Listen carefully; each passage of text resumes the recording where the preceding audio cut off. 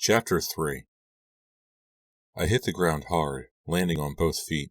Pain shot up from my ankles, and I dropped to my knees. The pain roared up my legs, my chest, my head. The woods turned bright scarlet. Breathing hard, I shook away the pain and climbed to my feet. Had it worked? Had our jump to the other side of the wall made us change bodies? I turned to Lucy, but she had disappeared. Lucy? I was staring at myself. Her mouth, my mouth, dropped open as she stared back at me. I lowered my eyes to examine myself. I was wearing Lucy's clothes. The sleeveless yellow t-shirt, the short black skirt over yellow tights. Oh wow, I murmured. I slid my hands over my face, felt my nose. Lucy's tiny nose. Reached up and ran one hand over my ponytail. Lucy's hair, not my hair. I'm Nicole in Lucy's body. We were both giggling now, both staring at each other, wide-eyed, not believing it, staring and giggling. Neither of us said anything. We both started laughing hard. We tossed back our heads and laughed up at the sky. I felt giddy. I felt crazy. I felt out of control. Tears of laughter brimmed in my eyes. Through the tears, I stared at myself, at Lucy in my body. It wasn't like looking in a mirror. I realized I'd never really seen myself before. I had never seen the single dimple that deepened in my right cheek when I laughed, never noticed that my mouth curled up more on one side than the other. I had never been able to see how my long hair glistened down my back, how it swished behind me with each turn of my head. It's so strange, so totally strange. I'm outside myself, I thought. I'm outside myself watching me. I'm Lucy now, watching Nicole. I stared as Nicole raised her hands to her cheeks, saw her long red nails spread out against her face. We were still laughing, tears running down our cheeks. And suddenly we were hugging each other, holding on to each other tightly, laughing and hugging. Laughing and crying at the same time. We started spinning. Holding on to each other, we started spinning in a wild, joyful dance. Spinning faster and faster, Nicole and Lucy, Lucy and Nicole, switched, whirling together, not one, not the other, spinning in a circle of both of us. Whirling and laughing, so much joy. And then it ended as suddenly as the jump that started it. And we dropped to our knees on the warm grass, breathing hard, and gazed at each other with solemn expressions. The giddiness vanished, and we realized what we had done. We had jumped more than a few feet. We had jumped into new lives, jumped into each other's life. Lucy began singing, Dum dum dum dum dum dum dum dum. I recognized the theme song from The Twilight Zone. I laughed. You're right, I agreed. We stepped into the Twilight Zone. We can't tell anyone, Lucy said, her voice a hushed whisper now. Not anyone, Nicole. Call me Lucy, I told her. I'm you now. Call me by your name. She hesitated. I still think of myself as Lucy, she said, even though I look like Nicole now. You're right, I agreed. We can't tell anyone. No one would believe it anyway. We'll live each other's lives for a while. And, when we get tired of it, Lucy interrupted, we'll come back here to the changing wall, and we'll change back. Yes, I quickly agreed. Then I felt a pang of guilt. What's wrong? Lucy asked. She must have seen my expression change. I won't want to come back, I confessed. My life is the pits. I think you made a bad deal, Lucy. Nicole, don't worry about it, she replied. But my parents are so awful, I cried. They're like watchdogs, always sniffing, always alert, always waiting to catch me in some kind of trouble. And David. What about David? Lucy asked softly. I told you he broke up with me, I replied, so you won't have a boyfriend. She smiled and brushed back her long, dark brown hair with the shiny red fingernails. Maybe I'll try to win him back, she purred. And now I have Kent, I continued, still troubled and guilty. Kent is such a great guy. How do you feel about that, Lucy? How do you feel about me going out with Kent now? She shrugged. Nicole, this was my idea, remember? I knew exactly what I was getting into. I opened my mouth to reply, but there didn't seem to be any more to say. The sky above the trees darkened. The afternoon sun had started to lower itself. A warm breeze made the newly unfurled leaves shimmer and whisper all around us. We'd better get home, Lucy said. My mom will be waiting for you at the door, I warned her. You'd better have a good excuse ready. I'll just tell her we jumped off a wall and switched bodies, and that's why I'm late, Lucy said, grinning. My dimpled grin. She tossed back my dark brown hair as she started to laugh. We both laughed. I still felt so giddy, so strange. I stretched my arms above my head. I took a few steps over the tall grass in my new body. I felt awkward. The legs moved differently. The feet were smaller. It took an effort to stand up straight, to keep the head raised. Walking should be natural, I told myself, but I just wasn't used to this body. A few more steps. I glanced back at the wall. In the fading light, it appeared to be a gray blur. Just a dark cloud above the grass. If I didn't squint, I couldn't see it at all. Lucy and I didn't say much as we made our way through the woods to the street. I guess we were lost in our own thoughts, thinking about our new lives, getting used to our new bodies. A few minutes later, we stepped back onto Fear Street. The old Fear mansion rose up like a dark creature against the graying sky. I saw two scrawny cats scampering along a row of graves in the cemetery. We walked on in silence. I said goodbye to Lucy about a block from my house. "Good luck," I cried. "Good luck," she echoed. Then she waved to me, turned, and jogged across the street. I stood and stared. It was just so weird watching myself run away. I watched Lucy until the trees blocked her from the view. Then I turned and headed toward her house on Canyon Drive. Can I really fool Lucy's parents? I wondered. Can I really make the Kramers think that I'm their daughter? And will I be able to fool Lucy's friends? Will I be able to fool Kent? Will I be able to fool my own friends? So many questions as I hesitated at the bottom of Lucy's driveway and stared up at her little white shingled house. Remember, Nicole, I warned myself, don't be sarcastic. Lucy is never sarcastic. You're the sarcastic one. Lucy is sweet and serious. I took a deep breath and made my way up to the house. The front door was open halfway. I pulled open the screen door and stepped into the small entryway. "Hi, I'm home," I called. "Sorry I'm so late." No reply. The car was in the driveway. The Kramers had to be home. "Where are you?" I called. I started into the living room, but stopped at the doorway with a loud gasp. I blinked several times, but the gruesome scene refused to go away. I grabbed the door frame with both hands and stared down in horror at the dark puddles of blood, the slashed bodies sprawled on the floor. And then I opened my mouth in a scream I thought would never end. Chapter 4. My legs trembled so violently I fell, landed on my knees. My whole body shuddered. I fought back the nausea that choked my throat. Lucy's parents lay dead on the living room carpet, on their backs, their bodies slashed and ripped, their clothes cut and soaked with blood, eyes staring blankly up at the ceiling in wide horror. And the blood, the puddles, so dark and wide, beneath their cut, twisted bodies like wine-colored rafts, like deep, dark holes in a shaggy white rug. The Kramers, Lucy's parents, murdered, dead on the living room floor. "Lucy, Lucy, Lucy!" I don't know how long I repeated her name. I don't know how long I remained there at the living room doorway, on my knees, trembling all over, blinking rapidly, staring at the horror, staring at the slashed bodies of Lucy's parents, repeating my friend's name in a low chant. "Lucy, Lucy, Lucy!" I could have been there for only a minute or two, or it could have been an hour. "Lucy, Lucy, Lucy!" Waves of red rushed before my eyes. Hot waves of red blood washed over me, blinding me, choking me. "Lucy, Lucy, Lucy!" Rubbing my eyes, trying to rub away the ugly scene of horror, I struggled to my feet and staggered to the front door. "Got to tell Lucy," I murmured out loud. I couldn't think of anything else. The horror was too fresh, the blood too red. Got to tell Lucy. I stumbled out the front door. My new body still felt strange. I had to concentrate on placing one foot in front of the other. Lucy and I will have to switch back now, I realized. We'll have to return to that gray wall in the woods and switch back. Poor Lucy. She wanted to try a new life, but now... Every time I blinked, I saw the dark puddles on the white carpet, saw the Kramers' blank, staring eyes, saw their clothes all cut, all cut. Somehow, I made it to my house.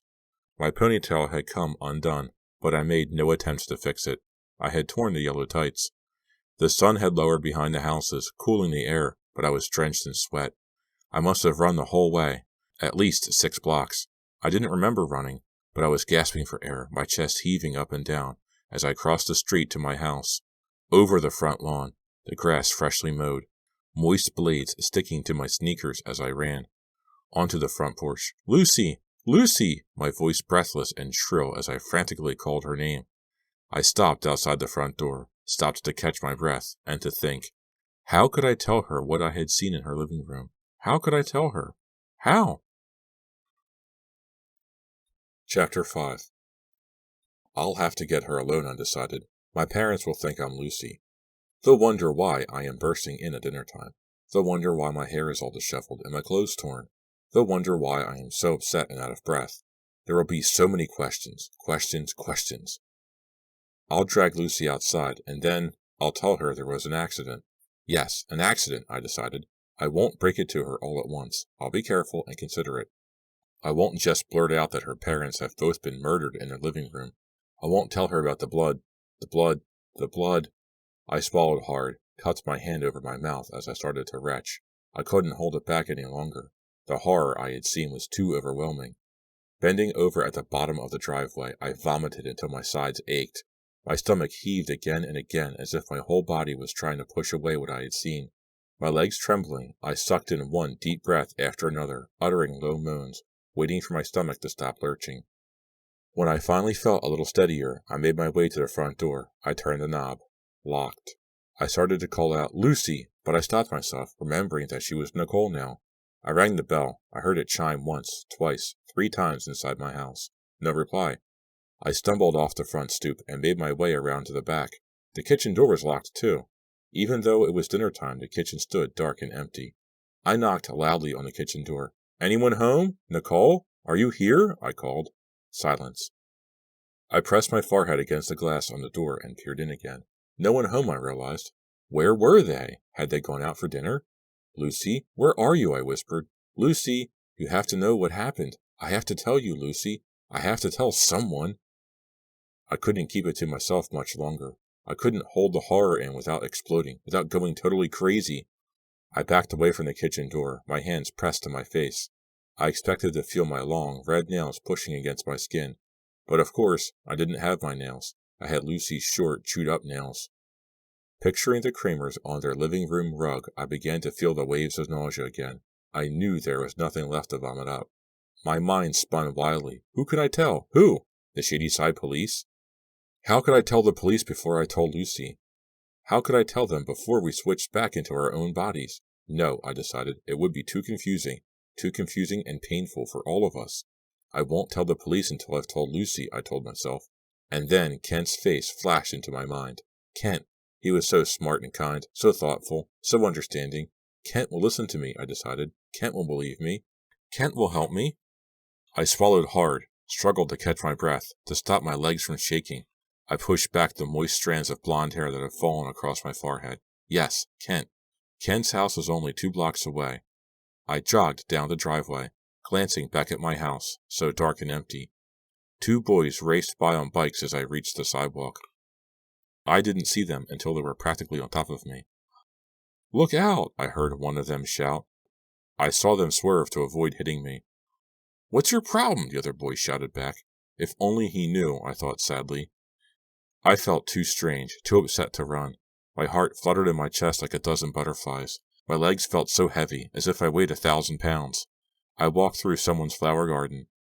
The wet dirt clung to my shoes. I nearly tripped over a blue skateboard someone had left at the bottom of their front yard. The 2 blocks to Kent's house seemed a mile long. Finally, I found myself staring up at the square, 2-story red brick house with its slanting, red tile roof. Behind me on the street, a car rolled past slowly. Its headlights swept over me. I realized it must look like a mess, like a crazed wild person. "You can't worry about that now," I scolded myself.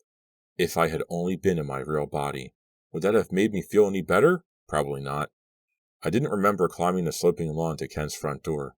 But here I was, pounding hard on the door with my fist, shouting Kent's name at the top of my lungs. Be home, I silently prayed. Someone has to be home tonight. Someone has to share this nightmare with me. Someone has to help me. The porch light flashed on, casting a cone of yellow light over the front stoop. As I blinked against the sudden brightness, the front door swung open. Kent poked his head out, his face pale in the porch light, his blue eyes wide with surprise. "Please, help me," I stammered. His eyes studied mine, locked onto my eyes. "What's wrong?" he demanded. I gazed past him, into the house. "Are your parents home?" He shook his head. "No, they're in Waynesbridge." "Why? What's the matter?" I could feel the tears welling in my eyes, could feel the sobs building in my chest. "Nicole, don't cry," I instructed myself. "You've got to get the story out. Don't cry. Don't cry now. Save the tears for later. You'll have plenty of time to cry when Lucy knows what has happened and you are back in your own body." "What's wrong?" Kent demanded. "You look terrible." "Can I come in?" My voice trembled. A single teardrop slid down my right cheek. He stepped back and I pushed past him into the front room. I grabbed onto the back of the couch, squeezing the soft leather, holding myself up. He followed me into the room, his handsome face tight with concern. He had straw-colored hair, wavy and thick, down over his collar. He had blue-gray eyes, serious eyes. He was tall and athletic-looking. I'd always admired him because he seemed so comfortable with himself. I don't think I ever saw him nervous or in a bad mood. Now he narrowed his eyes at me, waiting for me to explain. I glanced around, unsure of how to start. I saw a single place set at the dining room table. The house smelled of tomato sauce. Sit down and tell me what happened. I put a frozen pizza in the oven, Ken explained. Did you eat yet? And then it all burst out of me in a flood of words. I started at the beginning, when I met Lucy after school, and told him everything. Lucy took me to Fear Street, I explained. Her grandfather told her about the changing wall. We switched bodies, Kent. We both wanted to, and we did it. His mouth dropped open. He raised a hand as a signal for me to stop, but I couldn't stop, not until I had revealed everything. We switched bodies, I repeated. I know it's hard to believe, but you have to. You have to! I know I look like Lucy, but I'm really Nicole. Listen, Nicole, he started, but I wouldn't let him talk. Lucy went to my house, and I went to hers, I continued, talking fast, faster than I had ever talked in my life. But when I got to her house... What? Kent demanded impatiently.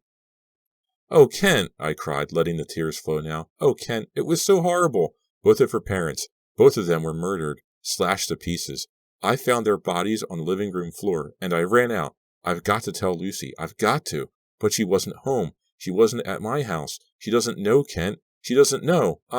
The sobs leaped from my throat. My shoulders heaved up and down as I started to weep. I felt Kent's hands on my shoulders, tenderly, trying to calm me.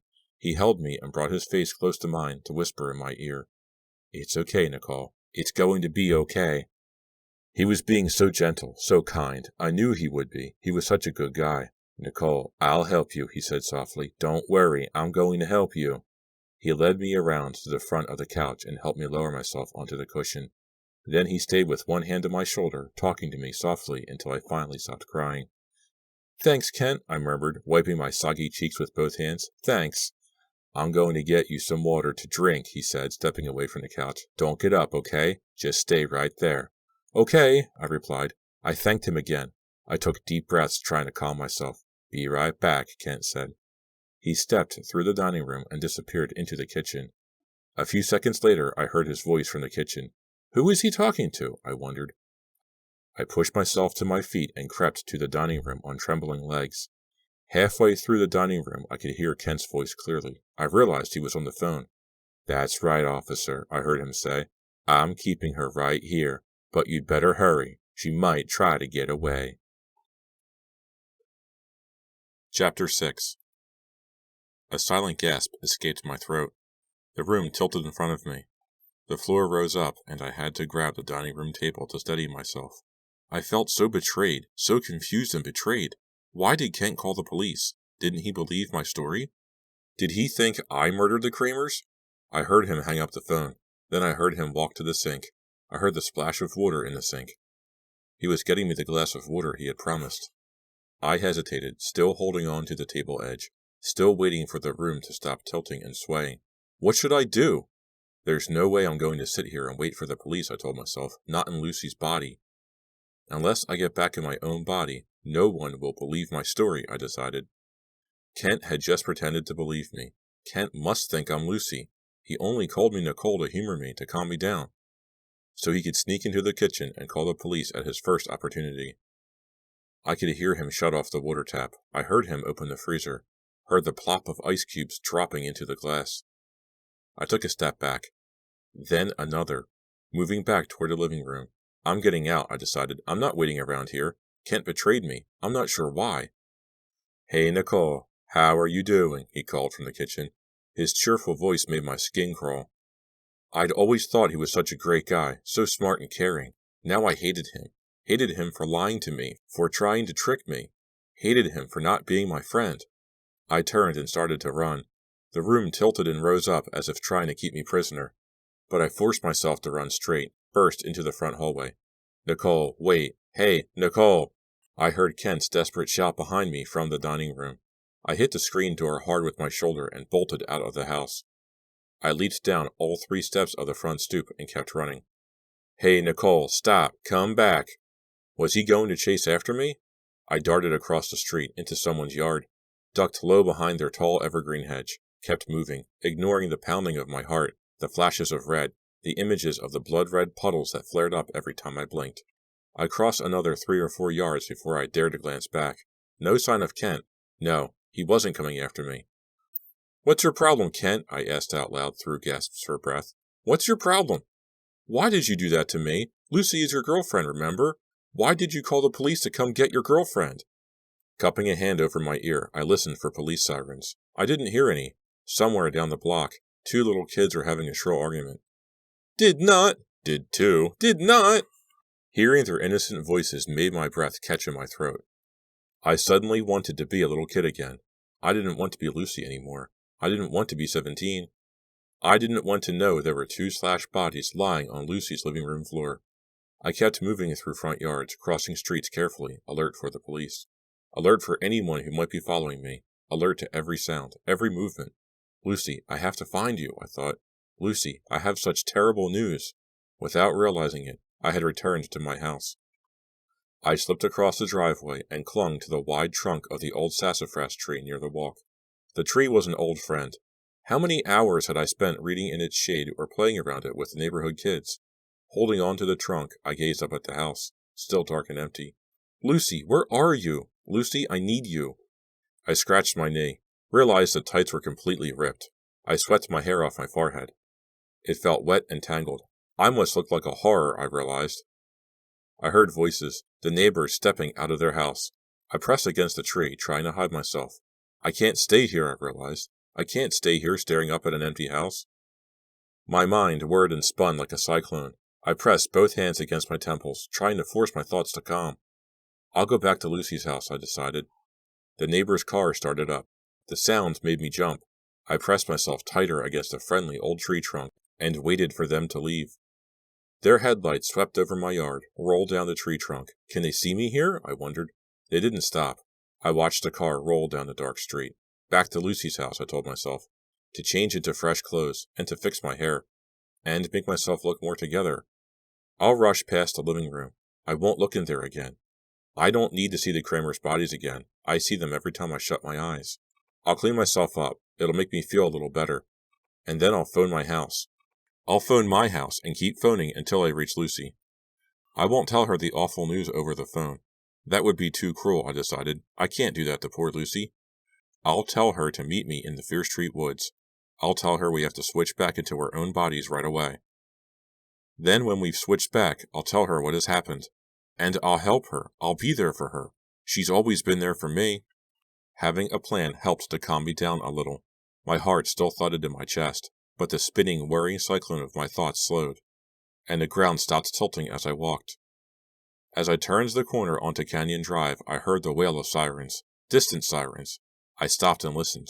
Were they coming this way? Were they coming for me? The sound faded, replaced by the soft whisper of the trees.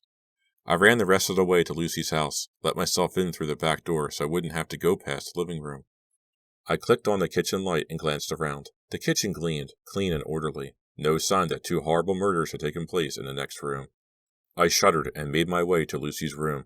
It was at the end of a short hall on the first floor. The hallway was dark. I fumbled along the wall but couldn't find the light switch. I bumped hard into something solid against the wall. It took me a few seconds to realize it was a wicker clothes hamper. I stepped around it, rubbing my knee, and pushed open the door to Lucy's room. I waited for my eyes to adjust to the dim light from the window. Then I clicked on a small nightstand lamp. It cast pale yellow light over the bed. My eyes swept over the smooth bedspread to the closet. I came back here to change, I remembered. I edged around the bed to the closet. Lucy's closet. Lucy's clothes.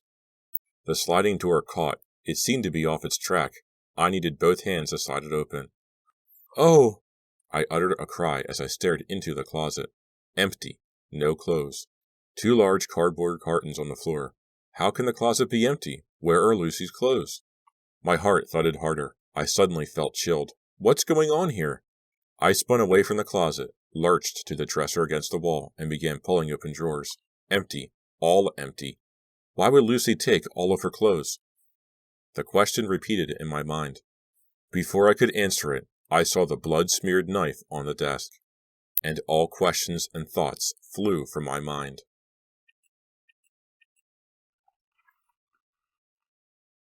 Part 2. Chapter 7. The knife blade glowed dully in the yellow lamplight. Dark purple stains ran down the blade onto the desktop. Rivulets of dry blood. I stared at the knife until it blurred before my eyes. It isn't real, I thought. I'm not staring at a blood-caked knife on Lucy's desk. I'm not. I tried to blink it away, but it would not leave. It was real. A real knife. A kitchen knife. A black-handled kitchen knife. I took a deep breath, then another. Then I made my way closer to the desk. The knife stood upright. The blade had been plunged into the desk. As I drew closer, I saw that the handle was also streaked with blood. Such a big knife, I thought. Such a big knife, all covered in blood. Why is it here? Why is it sticking up from the desk in Lucy's room? My hands pressed tightly against the sides of my face. I took another step closer. The blade had been stabbed through a sheet of paper, a sheet of lined notebook paper. A dark thumbprint smudged the bottom of the page. The thumbprint was dark purple, a thumbprint made of blood. Struggling to focus my eyes, I saw writing on the paper, scrawled handwriting in dark blue ink. 3 lines of writing above the spot where the knife punctured the paper. Squinting into the hazy light, I leaned close to the desk and read the scrawled words. I had to kill them. I couldn't take it anymore. Lucy K. I swallowed hard. I had to force myself to breathe. No, I cried, backing away. No, please, no! I backed up until I reached the bed. Then I dropped onto the smooth bedspread and buried my head in my hands. I shut my eyes tight, but I could still see the scrawled words in my mind. The scrawled confession. Lucy's confession. She had murdered both of her parents, stabbed them, slashed them, then plunged the murder weapon into the desk. And then, she took all of her clothes? Escaped with all of her clothes? No, that made no sense. I opened my eyes, glanced up, caught a glimpse of myself in the dresser mirror. That glimpse made me realize the full horror. That 1-second glimpse made everything come clear. Lucy had murdered her parents. She wrote her confession, left the murder weapon in her room for all to see. Then she switched bodies with me. Now here I sat, Lucy. I was Lucy. I was the murderer. And Lucy had escaped by becoming Nicole. Lucy escaped by becoming me. And I became the murderer. Oh, how cold, I realized. How cold, Lucy. How did you ever plan something so cold? The perfect crime. The perfect escape. You are now Nicole, and no one will believe that I am not Lucy. When I tell the truth, no one will believe me, because I am Lucy the murderer. No wonder Lucy was so eager to switch bodies with me, so eager to enter my unhappy, depressing life. She knew exactly what she was doing. She knew she was leaving me to take the blame for 2 horrible murders. She knew she was making a clean escape. Escape. The word rang out in my ears. Escape. How can I escape? I had a sudden impulse to grab the sheet of paper, to tear up the confession, to pull out the knife and hide it. Then another frantic thought. I'll take the knife. I'll take the knife and find Lucy. I'll threaten her with it. I'll force her to switch bodies again. I'll force her to let me be Nicole again. If she won't, I told myself, I'll kill her. I really will. No. I knew I couldn't kill anyone. And I couldn't kill Lucy, even after what she had done to me. But what could I do? I have to find her, I decided. I have to talk to her. I have to... My wild, unhappy thoughts were interrupted by a loud noise. Startled, I leapt up off the bed. A pounding. It repeated. 3 knocks. Someone at the front door? I clicked off the bedside lamp, casting the room in darkness. Then I made my way past the desk, past the knife, past the handwritten confession. I crept into the living room and pulled back the curtains just an inch, stared out at the front stoop, and saw 2 grim-faced men in gray suits. 2 police detectives.